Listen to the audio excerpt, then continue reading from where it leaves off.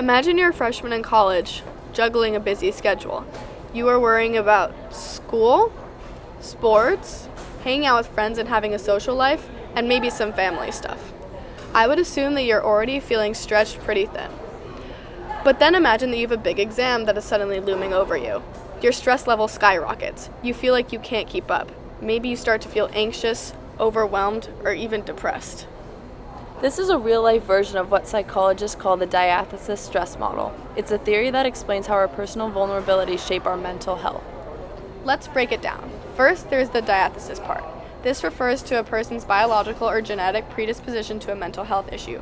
For example, if somebody in your family has struggled with anxiety or depression, you may be more vulnerable to developing those issues yourself. Then there's the stress part.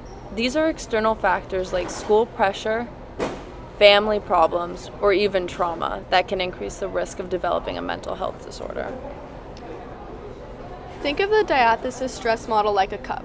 The diathesis is your genetic predisposition, and stress is everything that happens in life that adds water to the cup. When life happens and stress builds up, the cup can overflow, and that's when you might see symptoms of anxiety, depression, or other mental health issues. Now I want you to imagine two students, one named Will and the other named Quentin. Even though both students are facing the same stressor, let's say a big exam, how they respond can be very different. Will's family has a history of anxiety, depression, and was born prematurely. These are all things that lead you to being more susceptible and having a higher diathesis. Therefore, the stress of the exam causes his cup to overflow, he feels anxious and overwhelmed, and might even start feeling depressed. On the other hand, Quentin, the student with a lower diathesis and someone with a stronger natural resilience or fewer vulnerabilities, might handle the stress differently. He may still feel some anxiety, but he is able to keep his cup from overflowing. He may find ways to cope, like taking a deep breath, asking for help from a friend, or just taking things one step at a time. This difference in responses shows how important both the diathesis and stress factors are.